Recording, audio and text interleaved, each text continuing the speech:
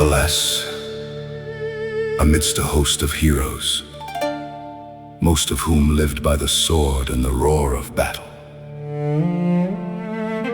there walked one man who moved like drifting clouds, his comings and goings half real, half ethereal.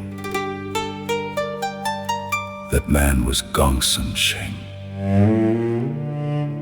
He bore no resemblance to the fierce generals charging at the vanguard of battle.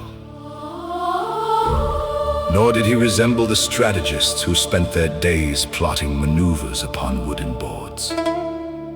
Within him resided the key of the Tao. Within him too was the aura of the celestial realm. The world called him the dragon who enters the clouds. That name alone evokes images of white mists clinging to mountain peaks, of Taoist hermitages hidden deep within dense forests.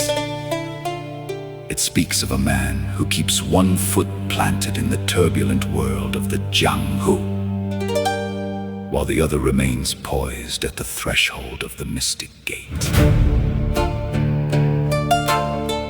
Gongsun Sheng pledged his allegiance to the cause at Liangshan.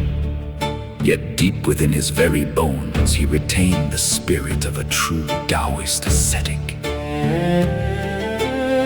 He fought battles not with brute force, but as if performing sacred rites.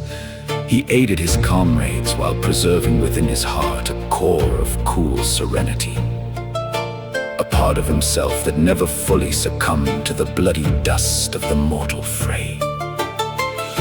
It was precisely this quality that set him apart, making him a figure of singular distinction amidst the 108 celestial stars.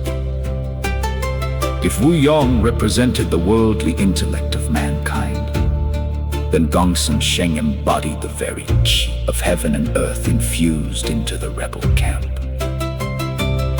When he arrived, a mere handful of words was often enough to transform the very temper of men's hearts. When he took action, the tide of battle would often turn in their favor before ever a blade was drawn.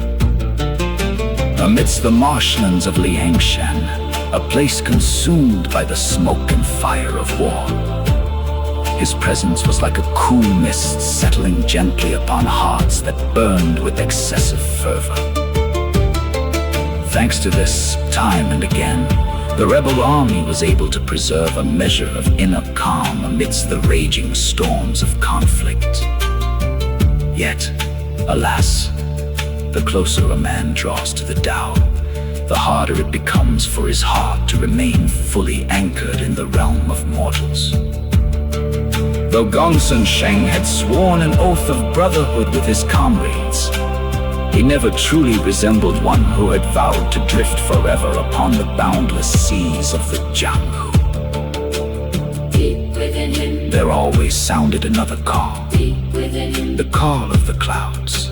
the call of the mountains. It was the path that transcended the cycle of fame, fortune, and bloodshed. And so time and again, He departed.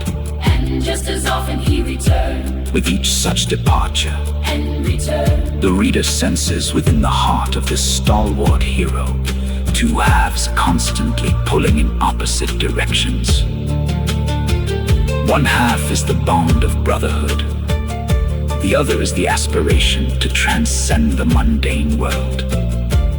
It is precisely this internal struggle that renders his figure all the more enigmatic.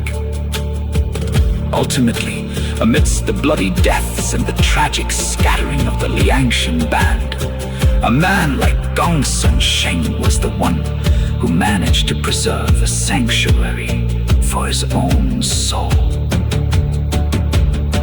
It was not that he lacked deep affection.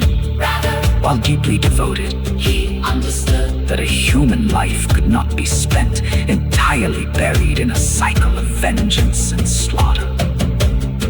In this regard, Gongsun Sheng stood a full tier above so many others. not because he was The stronger man, but because, amidst the swirling red dust of the world, he still remembered to lift his gaze toward the white clouds above.